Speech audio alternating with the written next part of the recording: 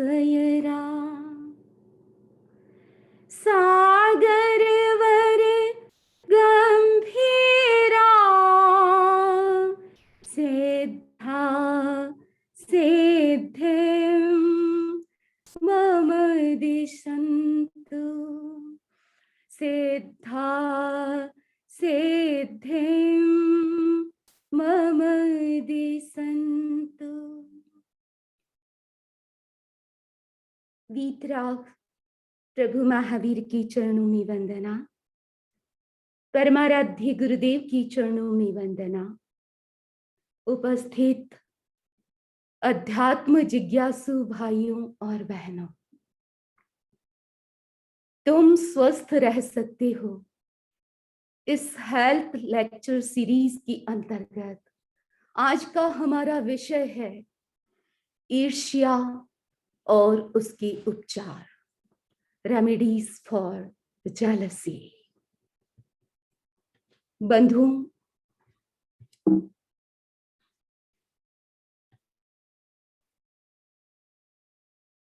हमारे सामने बड़ा चैलेंज है और वो चैलेंज है खुश रहना। व्यक्ति चलते अपनी खुशी को मेंटेन नहीं कर सकता। हमारी खुशी क्यों प्रभावित हो जाती है?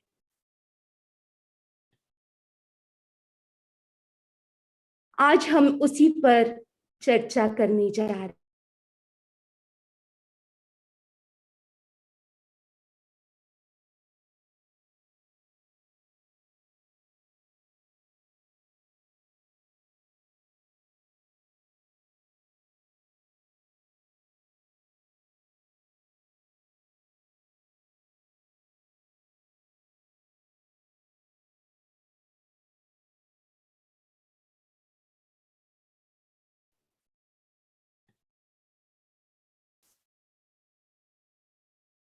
बंधुओं, हमारे जीवन के साथ एक बहुत बड़ा चैलेंज जुड़ा हुआ है। वह है खुश रहना, सदा खुश रहना। ये जिंदगी का सबसे बड़ा चैलेंज है। जिस व्यक्ति के जीवन में 4 फूल खिले हुए रहते हैं, जिसके हृदय में 4 फूल खिले हुए रहते हैं, वो व्यक्ति कभी मुरझाता नहीं है, अप्रसन्न नहीं होता। उसकी खुशी सदा सलामत रहती है। वो 4 फूल है friendship, balanced of mind, compassion और एप्रिसिएशन। ये 4 फूल हमारे इमोशन के साथ जुड़े हुए हैं। ये 4 पॉजिटिव इमोशन जिनको हम अपने हृदय में धारण करते हैं, भले कैसी ही स्थिति जीवन में आती है, वह व्यक्ति सदा खुश रहता है। लोग कहते हैं कि जब जीवन में कुछ उल्टा हो जाता है, जिसकी आपने कभी कल्पना नहीं की, कभी सोचा नहीं, वैसा कभी कुछ हो जाता है। ऐसी स्थिति में हम कैसे खुश रहें? व्यक्ति उदास हो जाता है। वहां कहा गया, जिसके भीतर में प्रतिकूल इवेंट्स को हैंडल करने की शक्ति विकसित होती है, जिनका माइंड अपना बैलेंस नहीं खोता है।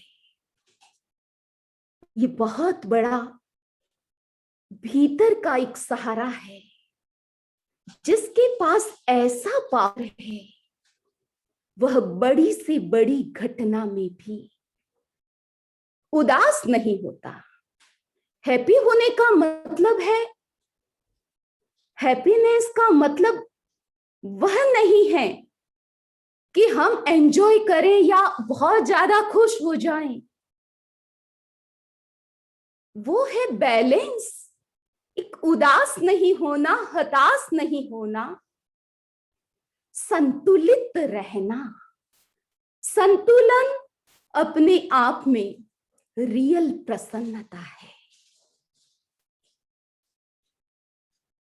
और भी ये चारों कारण किसी न किसी वजह से, जब ये चार फूल में से कोई भी फूल मुरझाता है, तो हमारी खुशी भी उसमें गायब हो जाती है।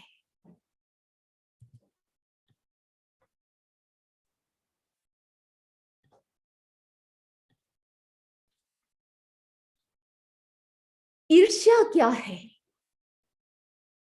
प्रसन्नता का अभाव, लैक ऑफ हैप्पीनेस। हम जब भीतर से अपने आप से खुश नहीं होते हैं, उसी का नाम, उसी का रूप, एक रूप है ईर्ष्या।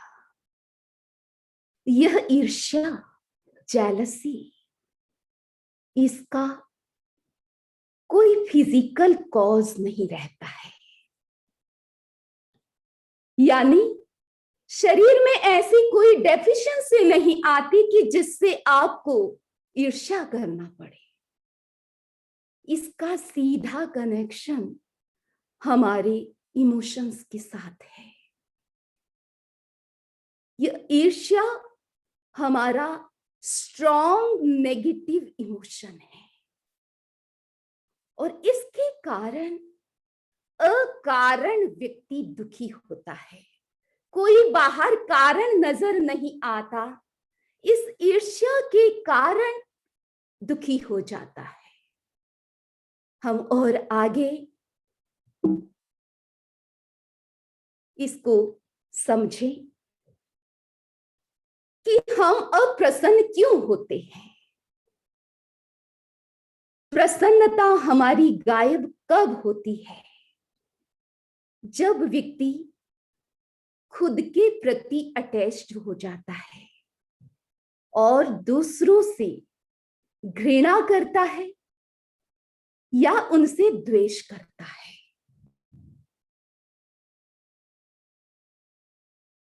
व्यक्ति यही सोचता है, मेरे साथ ही हो, दूसरों के साथ ना हो। क्यों? क्यों हो? क्या क्या ना हो? जो भी अच्छे संबंध हो वो मेरे साथ हो, जो भी अच्छे वादे हो वो मेरे साथ हो। और आपने कई बार देखा है, और ज्यादातर फ्रेंडशिप में ऐसा होता है। एक व्यक्ति के साथ आपकी अच्छी दोस्ती है और आपको लगता है कि वो मेरा फास्ट फ्रेंड है, मेरे सिवाय उसका कोई दूसरा दोस्त नहीं। और उसी बीच में कोई और दोस्त आ जाता है, उस दोस्त के साथ और ज्यादा क्लोजनेस होती है,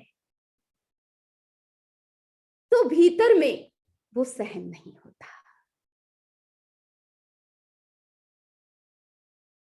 जब हस्बैंड वाइफ के बीच में भी ऐसी ही बात हो जाती है, जब हस्बैंड किसी दूसरी लड़की की प्रशंसा करता है, तो उसके मन में आता है कि मेरे साथ ही, बस मेरे साथ ही वह व्यक्ति जुड़ा रहे, दूसरों की प्रशंसा न करे, दूसरों की बात न करे। ये एक स्वाभाविक वृत्ति होती है। फिर सब मेरे पास ही हो, दूसरों के पास ना हो। जैसे प्रॉपर्टी है, संपदा है, ज्ञान, सौभाग्य, अनुकूलता, ऐसी बहुत सारी बातें जीवन में होती है। और व्यक्ति कंपेयर करता है कि मेरे पास इतना है, अमुक के पास इतना है। जब आपसे ज्यादा किसी दूसरे के पास होता है तो मन में आता है कि उनके पास ज्यादा क्यों, मेरी ही हो, दूसरों की नहीं क्या। मेरी प्रशंसा, मेरा विकास, मेरी प्रगति, ये मेरी ही हो, दूसरों की नहीं। प्राय व्यक्ति ऐसा सोचता है। तो या तो वो अपने साथ जोड़ता है या अपनों के साथ जोड़ता है। अपनों में भी कौन, जैसे एकदम निकट का अपना बेटा हो सकता है, बच्चे हो सकते हैं, घर का कोई डियर नियर कोई भी हो सकता है जिसके साथ वो ज्यादा अटैच्ड है। बस उनके बारे में ये सब सोचता रहता है कि हमारा तो हो और दूसरों का ना हो। इसी कारण मनुष्य में सहज वृत्ति है आत्म प्रशंसा की। स्वयं की व्यक्ति प्रशंसा स्वयं भी करता है और दूसरों से भी सुनना चाहता है।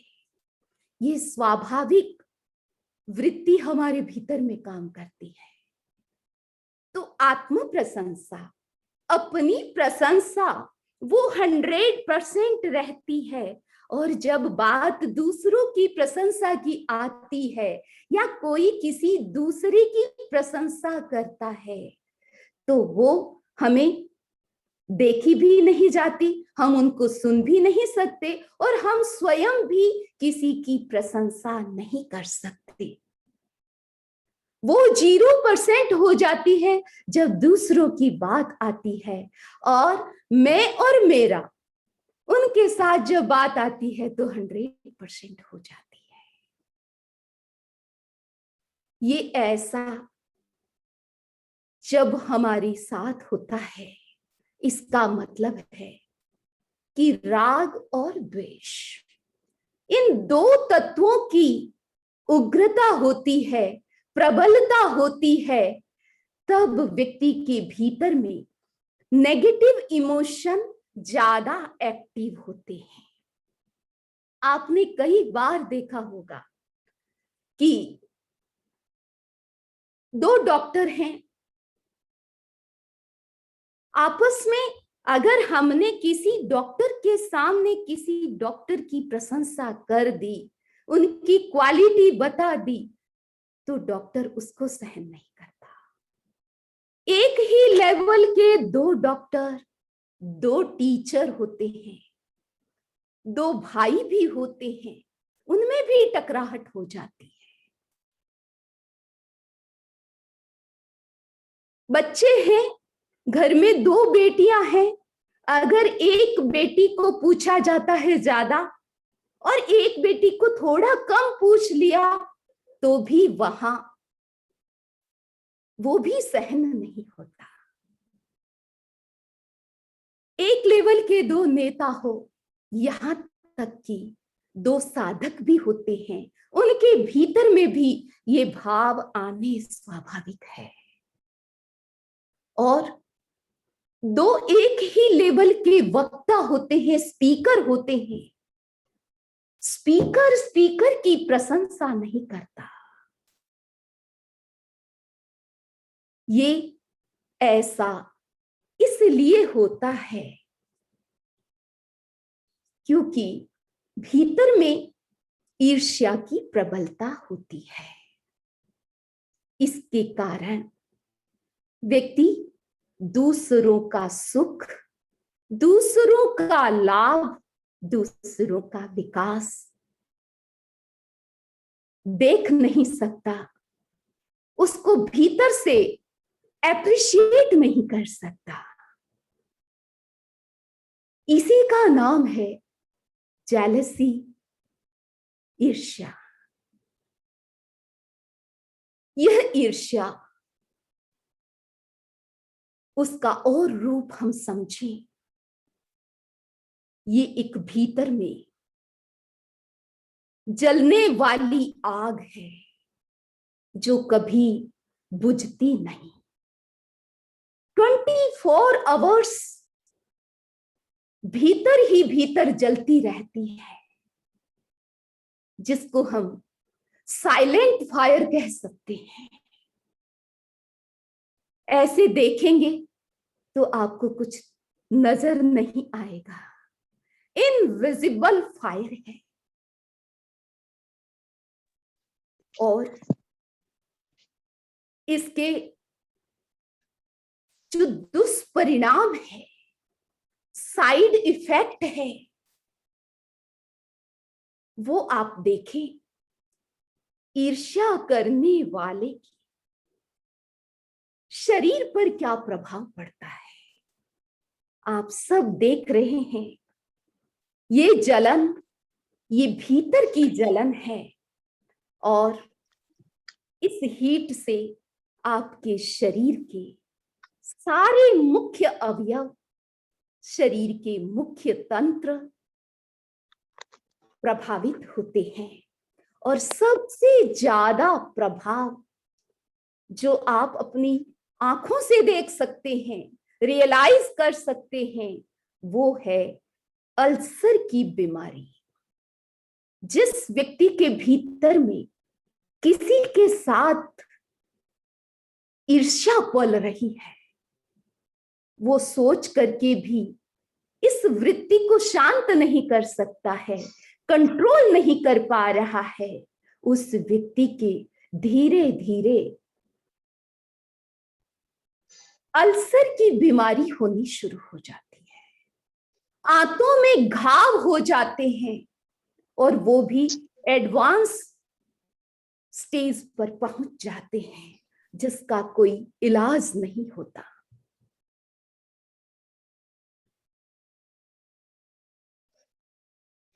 इसका प्रभाव केवल डाइजेस्टिव सिस्टम पर ही नहीं, जिसके भीतर ईर्ष्या की वृत्ति ज्यादा है, उसका डाइजेस्टिव सिस्टम तो प्रभावित होता ही है, उसके साथ साथ पूरा ब्लड सर्कुलेशन वो भी प्रभावित होता है। कई लोगों के स्किन डिजीज इस कारण से होती है।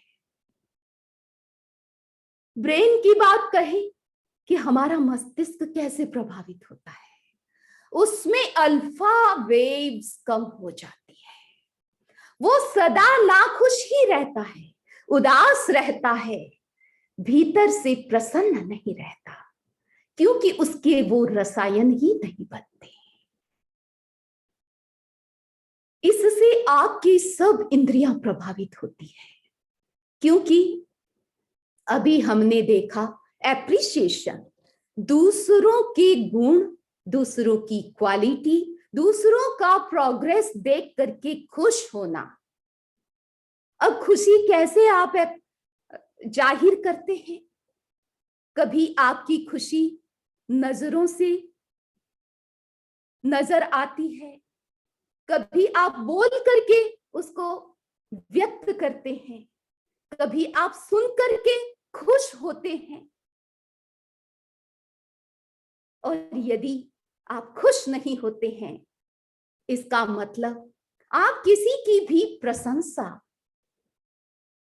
कानों से सुनना नहीं चाहते, आंखों से देखना नहीं चाहते, और जबान से बोलना नहीं चाहते। तो कान, आंख और नाक, इनसे जुड़ी हुई बीमारियां ईर्ष्या की वृत्ति से भी हो सकती है। ये सब इमोशंस से रिलेटेड बीमारियां आप देख सकते हैं कि कैसे हमारी पूरी लाइफ को, हमारे शरीर को प्रभावित करते हैं हमारे इमोशन। और माइंड कैसे प्रभावित होता है? माइंड का काम है सोचना, कल्पना करना और स्मृति करना। अब जब ये वृत्ति पलती है, इससे आप प्रभावित हैं, तो माइंड की जो भी एक्टिविटी है, सोचने की, कल्पना करने की और पास्ट को याद करने की, उसमें पॉजिटिविटी नहीं होगी, हर चीज नेगेटिव होगी। आपकी कल्पना में नेगेटिविटी होगी, आपकी स्मृति में नेगेटिविटी होगी। कोई भी बात है, अच्छी बात आपके दिमाग में नहीं आएगी। जो घटना कोई नेगेटिव आपके लाइफ में आई है, घटित हुई है, वो बार बार दिमाग में आएगी। आगे आप अपने ब्राइट फ्यूचर को नहीं देखोगे, भीतर में कंफ्यूजन, डाउट्स आते रहेंगे। बात है मेरिट की, लक की, सौभाग्य की। सौभाग्य किससे बनता है?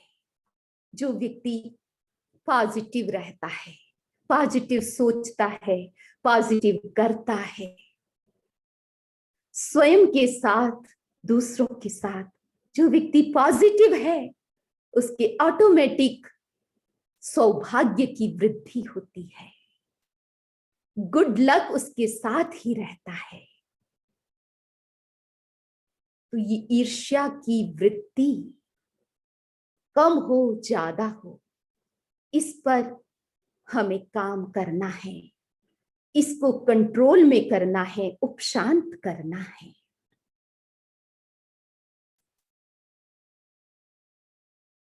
ये ईर्ष्या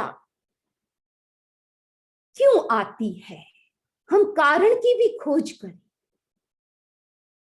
कारण की खोज में एक हमारी स्वाभाविक वृत्ति, एक स्वाभाविक नेचर होता है मनुष्य का। आपके सामने ये बॉक्स है, बड़ा बॉक्स है, और उसमें आप क्या देख रहे हैं? ये बड़ा बॉक्स, उसमें छोटा सा बिंदु है, काली एक छोटी सी,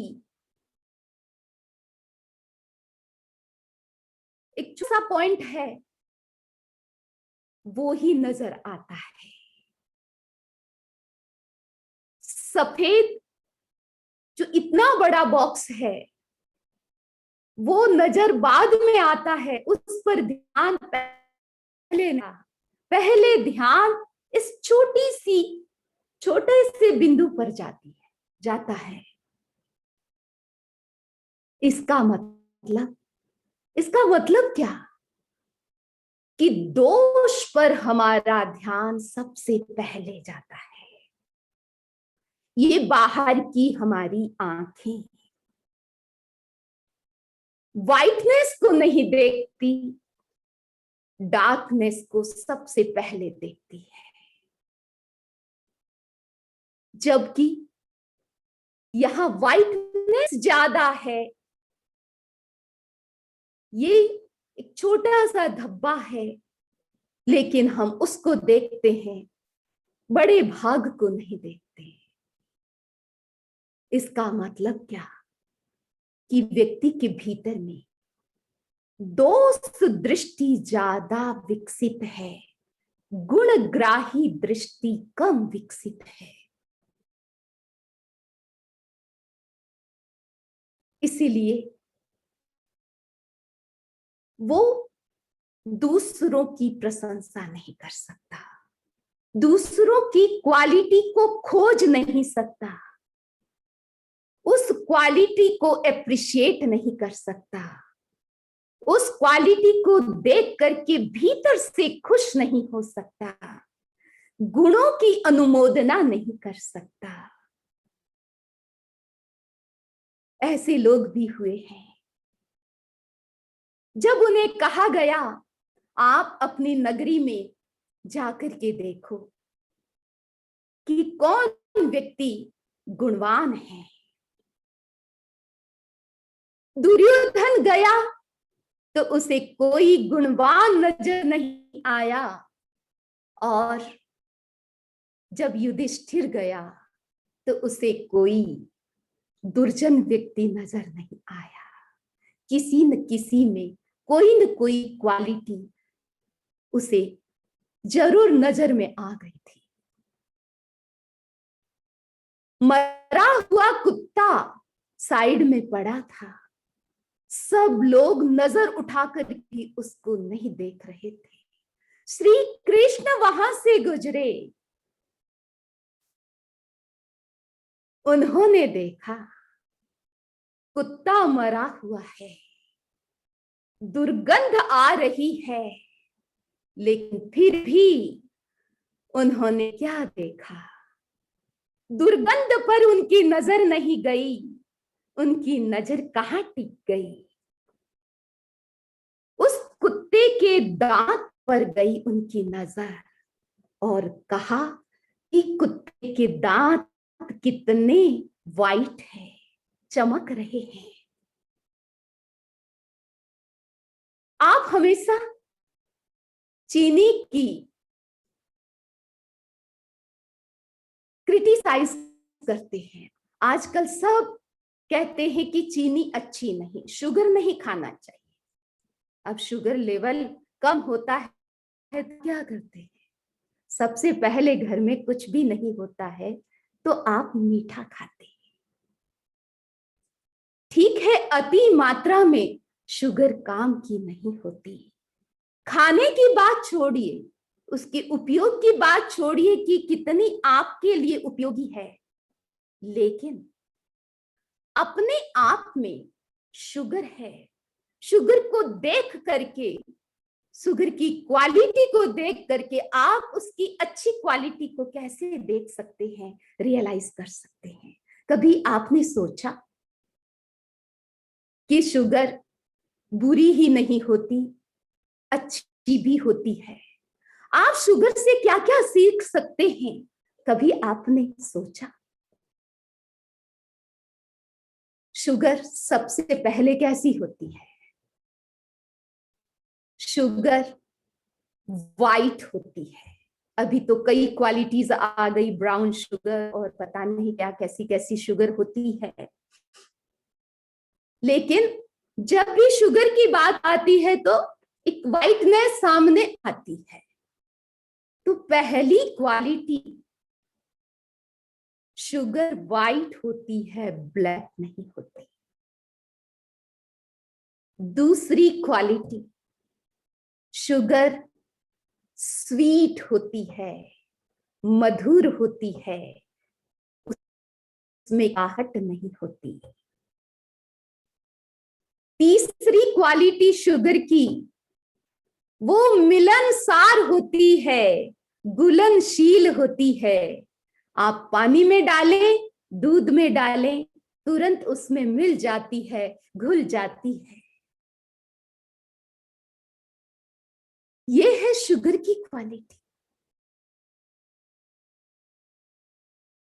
संसार की ऐसी कोई वस्तु नहीं जिसमें कोई क्वालिटी ना हो। महावीर कहते हैं जिसका भी एग्जिस्टेंस है उनमें अनंत क्वालिटी है, अनंत गुण है। कुछ गुण प्रकट होते हैं, अधिकांशतः गुण छिपे हुए रहते हैं। लेकिन ऐसी कोई भी वस्तु नहीं जिसका कोई भी उपयोग न हो या उसमें कोई गुण न हो। जब सब का स्वभाव है अनंत गुणात्मक क्वालिटी की वस्तु, तो आप में भी अनंत क्वालिटी है, सामने वाले में भी है, हर वस्तु में है। दूसरी बात, जब क्वालिटी है तो उसे डेवलप करने की क्षमता और राइट भी उनको है। हम इस तथ्य को समझें। इस दुनिया में कोई व्यक्ति बहुत आगे बढ़ जाता है, गुड लक किसी के साथ ज्यादा काम करता है।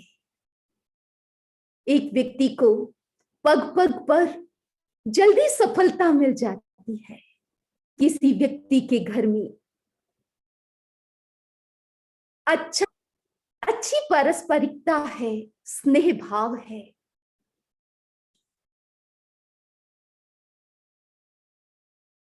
तो कभी किसी में कम ज्यादा हो सकता है। जो चीज आप में नजर नहीं आ रही है वो दूसरों में हो सकती है। क्वालिटी क्वालिटी होती है। हमें क्या नजर आता है? हमें ज्यादा कांटे नजर आते हैं या फूल नजर आता है? हम किसको देखते हैं?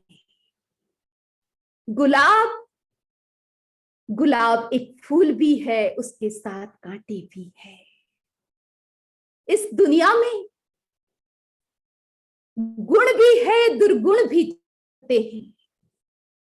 हमारा ये हृदय कहाँ जुड़ता है? ये आंखें किसको देखती है और किसको देखना चाहिए?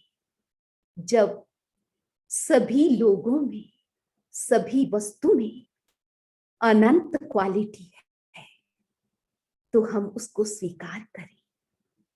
सबको अपनी क्वालिटी को डेवलप करने की राइट है, उसको भी हम स्वीकार करें। जहां कहीं भी गुणात्मकता दिखती है, अच्छी क्वालिटी दिखती है, वो आपकी भी हो सकती है और दूसरों की भी हो सकती है। उसे हम स्वीकार करें। ये आज के विषय का सारांश हम कह सकते हैं। ये दोष दृष्टि हमारे भीतर में क्यों रहती है? इसलिए रहती है क्योंकि व्यक्ति बहिर्मुखी ज्यादा है। वो ज्यादा दूसरों को देखता है, खुद को नहीं देखता। स्वदर्शन की वृत्ति कम है, पर दर्शन की वृत्ति हमारी ज्यादा है। हमारी हैबिट ही है दूसरों को देखना। सामने वाला व्यक्ति पतला है, ब्यूटीफुल है, फिट है, कैसा है, कैसा नहीं है, हमारा पूरा ध्यान बाहर ही रहता है।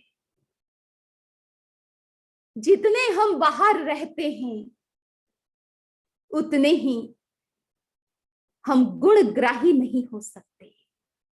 आप जितने स्वयं के भीतर स्वयं के साथ जुड़े हुए रहते हैं, वही व्यक्ति बाहर के गुणों को देख सकता है। इसीलिए स्वयं के साथ भी जुड़ना जरूरी है। स्वदर्शन जरूरी है, स्वदोष दर्शन भी जरूरी है। हमें अपने दोष जब नजर आते हैं तो दूसरों के दोष कम नजर आने लगते हैं।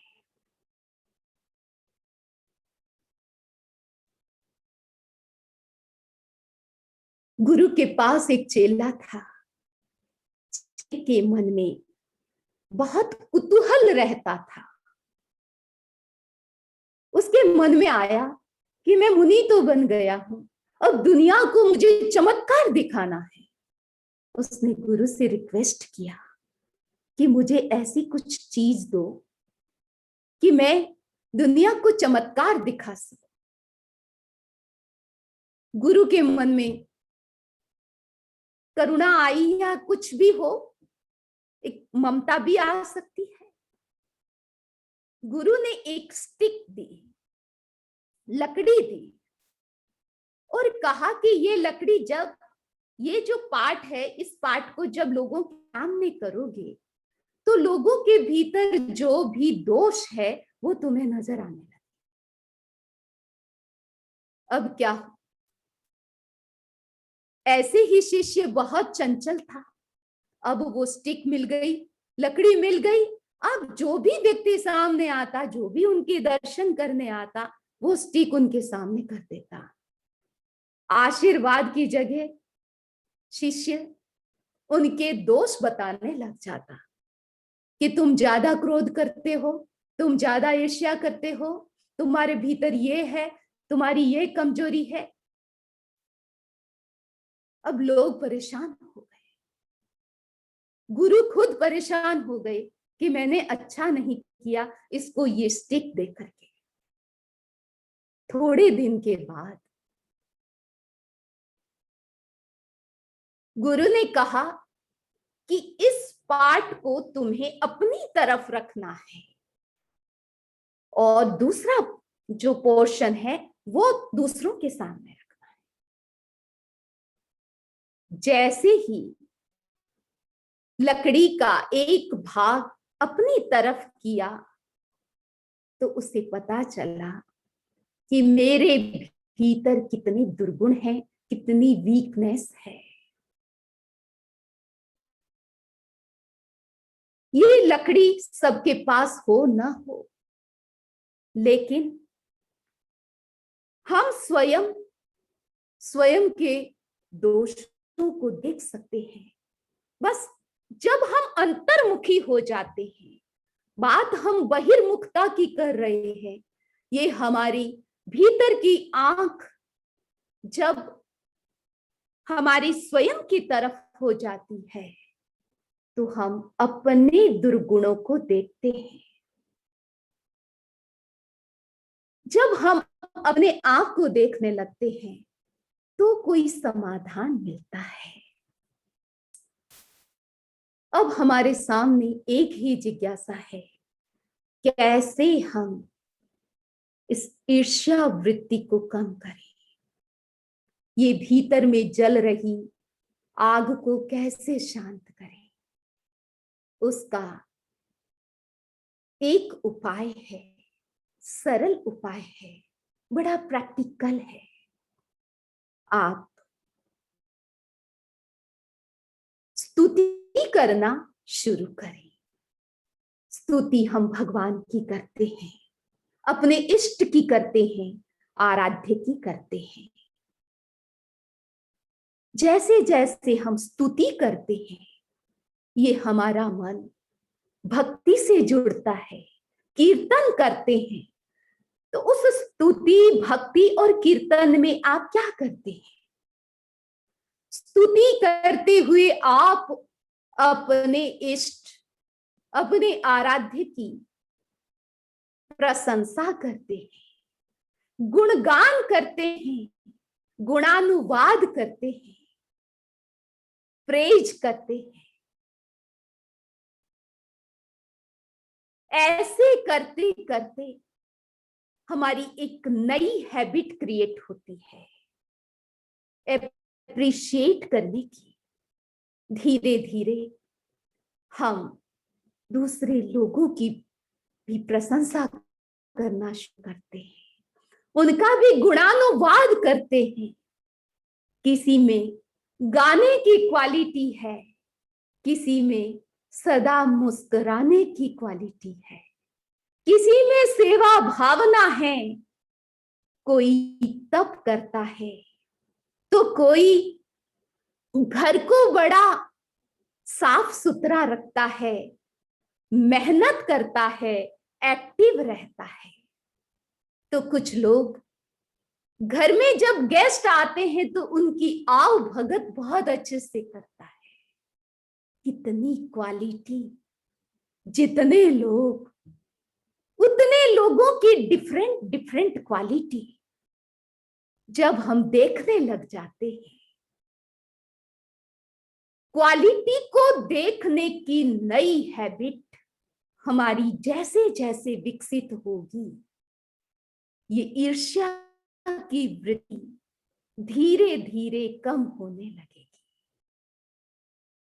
और ऐसे भी आप एक संकल्प करें, संकल्प इस रूप में करें कि मैं एक दिन में सुबह से शाम तक कितने लोगों को अप्रिशिएट करता हूं, कितने लोगों को मोटिवेट करता हूं, उनको थैंक्स देता हूं। आप मैसेज भी छोड़ते हैं, मैसेज करते हैं, तो उनमें भी आपने कितने लोगों को अप्रिशिएट किया।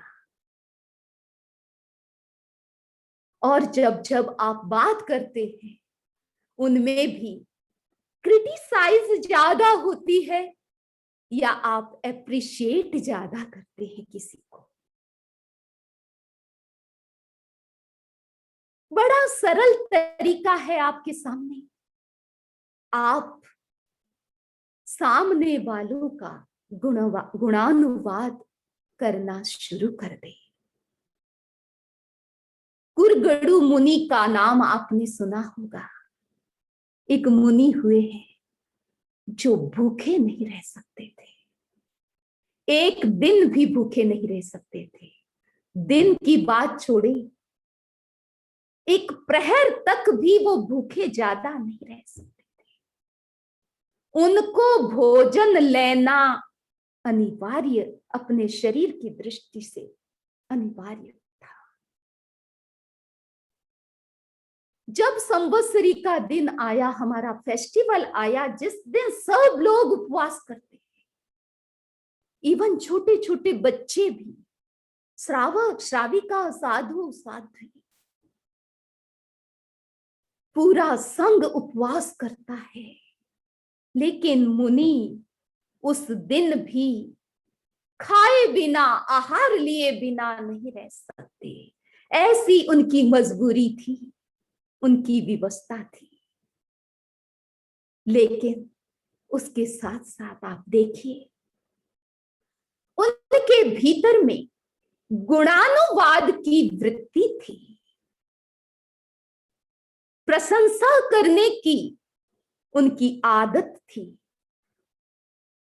संवत्सरी के दिन आहार लेकर के आए हैं, मन बड़ा भारी है, क्योंकि उस दिन कोई भोजन करता नहीं है, सब तप करते हैं। अब मुनि क्या सोच रहे हैं? ओ, सब मुनि जन धन्य हैं, जिनके किसी के आज मास खमन है, किसी के 15 की तपस्या है, किसी के आज 8 की तपस्या है। छोटे छोटे बच्चे भी आज पोषण कर रहे हैं, उपवास कर रहे हैं। धन्य हैं, सब लोग तप करते हैं, लेकिन मैं तप नहीं कर सकता, आज के दिन भी मैं तप नहीं कर सकता। इस प्रकार सबका गुणानुवाद करते करते वह मुनि केवल ज्ञान को प्राप्त कर लेते हैं, केवल प्रमोद भावना से, केवल गुण ग्राही दृष्टि से अपने दिल को गुणों के साथ जोड़ दिया, सद्गुणों के साथ जोड़ दिया। अपनी भीतर की दृष्टि, बाहर की दृष्टि, उनको उन्होंने क्वालिटी को देखने के साथ जोड़ दिया। ऐसा हम भी कर सकते हैं, और हम इस वृत्ति को जीत सकते हैं। तो बंधुओं, आइए आज हम कुछ टिप्स आचार्य महाप्रज्ञ जी ने बताए हैं, उस पर उन्हें हम जाने कि हम क्या कर सकते हैं। कुछ प्रयोग, छोटे छोटे प्रयोग। और मुझे लगता है कि जितने भी ये नेगेटिव इमोशन है, उसका संबंध एसिड के साथ ज्यादा है, हमारे शरीर की जो फायर तत्व है उसके साथ ज्यादा है। इसीलिए उसको शांत करने के लिए मुद्रा के अंतर्गत हमें वरुण मुद्रा इमेज में आप देख रहे हैं, इस वरुण मुद्रा का प्रयोग आप करें। जब भी समय निकले इस मुद्रा का अभ्यास करना चाहिए। प्राणायाम के अंतर्गत शीतली प्राणायाम, और कई बार आपने सुना है कैसे शीतली प्राणायाम किया जाता है। विधि आप सबको आ रही है, लेकिन बात है करने की। प्रतिदिन 5 मिनट ये शीतली प्राणायाम आप जरूर करें, तो हमारे सब प्रकार के नेगेटिव इमोशन कंट्रोल में आ सकते हैं। मंत्र के अंतर्गत एक मंत्र है, आय तुला पयासु। ये आगमिक मंत्र है, आगम की गाथा है, और इस गाथा का मतलब है कि मैं आत्म तुले पयासु, मैं सब जीवों को अपने समान मानूं, अपने समान देखूं। सब जीव मेरे ही समान है।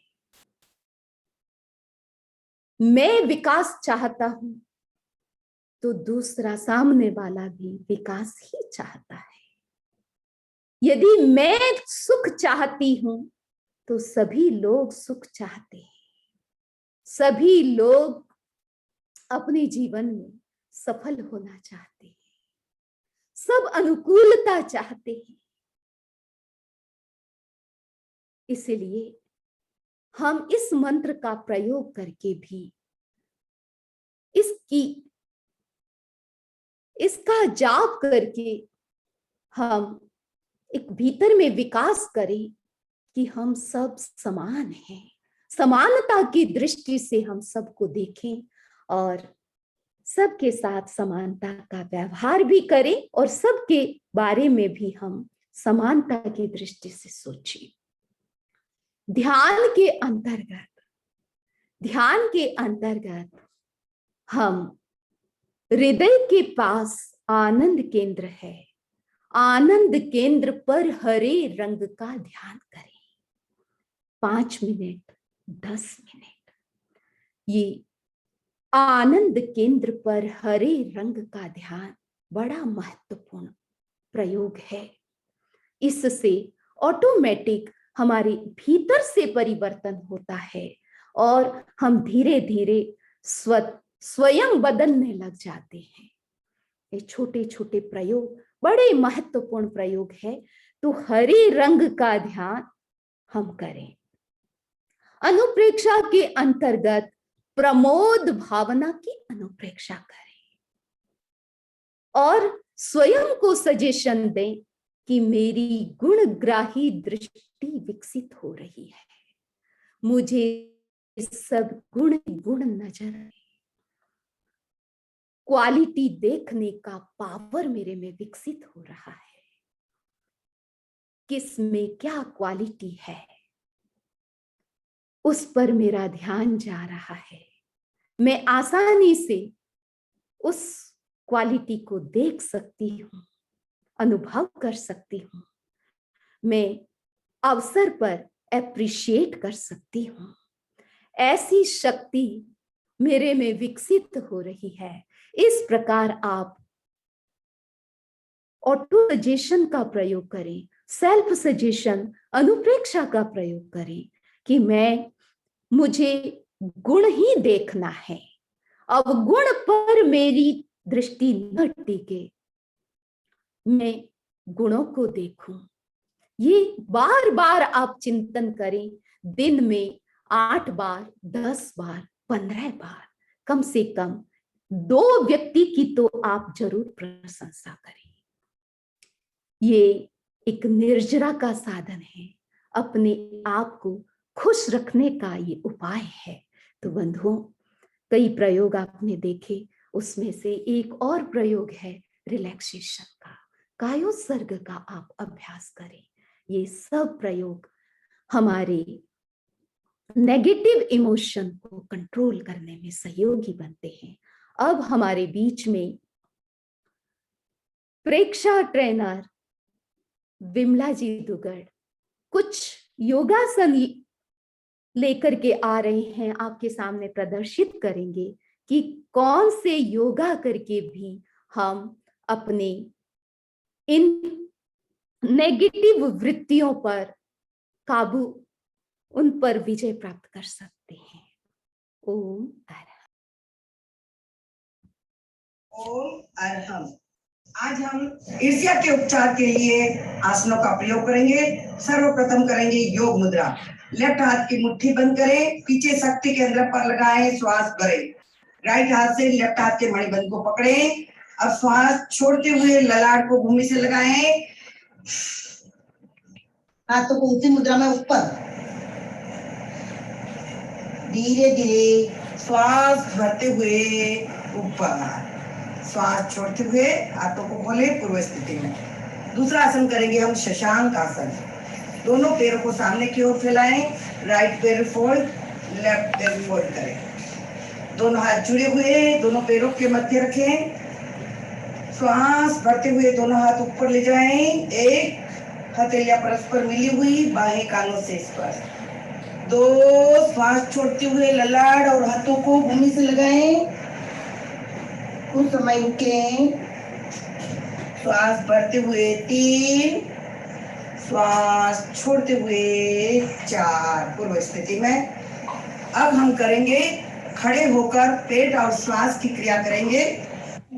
पेट और श्वास की क्रिया में दोनों पैर मिले हुए, दोनों हाथ सातल से सटे हुए, गर्दन सीधी, दृष्टि सम्मुख। अब श्वास प्रश्वास करना है 5 से 10 बार। समय के अनुसार हम 5 बार करेंगे।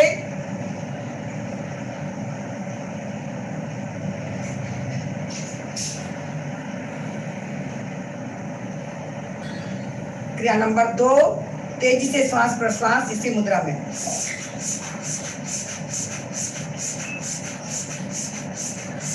क्रिया नंबर 3, अपलक दृष्टि से छत को देखते हुए तीव्र गति से।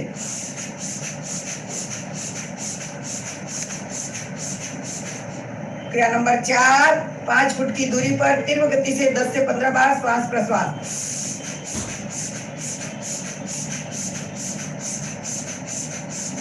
संपन्न। क्रिया नंबर 5, जीवा को बाहर निकालकर कोए की चोंच बनाएंगे और श्वास भरेंगे। पेट, सीना और कपोल फूलेगा। फिर जालंधर बंद लगाकर मूल बंद लगाना है। टूडी कंकुम से लगाने के बाद मूल बंद लगाएंगे। जीवा को बाहर निकालें।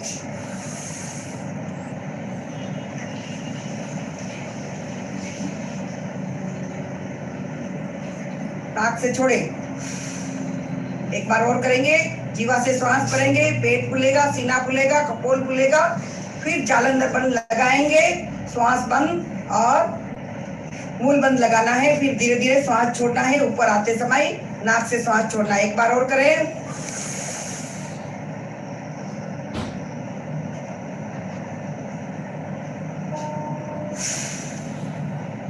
क्रिया नंबर 6, इसी मुद्रा में 30 डिग्री का कोण बनाएंगे।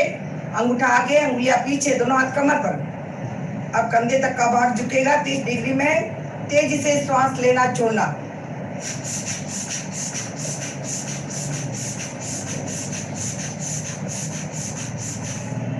इसी प्रकार आप 90 डिग्री पर झुकेंगे इसी मुद्रा में और तेजी से श्वास प्रश्वास करेंगे। 90 डिग्री कमर तक का भाग झुकाएं।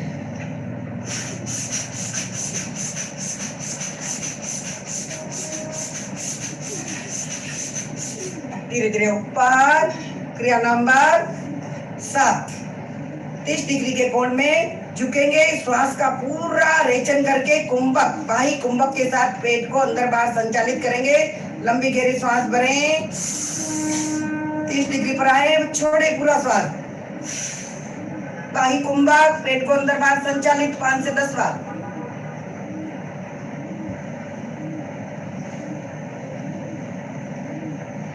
धीरे धीरे ऊपर। अब इसी क्रिया में 90 डिग्री तक आना है। 5 से 10 बार खाली पेट को अंदर बाहर संचालित करना है। पूरा श्वास का रेचन करेंगे। बड़े लंबी गहरी श्वास।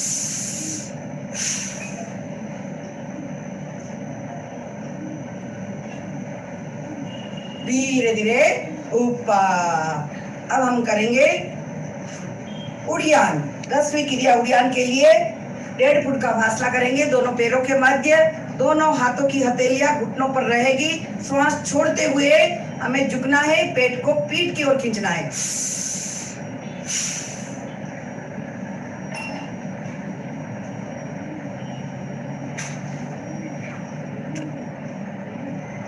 धीरे धीरे श्वास भरते हुए ऊपर relax.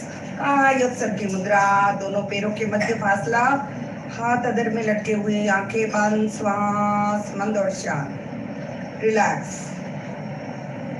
Toes to head, loose your body, पूरी बॉडी एकदम loose. Toes to head, loose your muscles, प्रत्येक मांसपेशी relax relax. Toes to head, loose your joints, प्रत्येक जॉइंट्स एकदम लूज। Relax relax. लंबी लंबी सांस लें, लंबी लंबी सांस छोड़ें। दोनों पैरों को मिलाएं, दोनों हाथों की हथेली आंखों के भुइयों पर हल्के स्पर्श से मालिश। ओम अरहम। ईर्ष्या के उपचार के लिए पेट और श्वास की क्रिया बहुत ही महत्वपूर्ण है।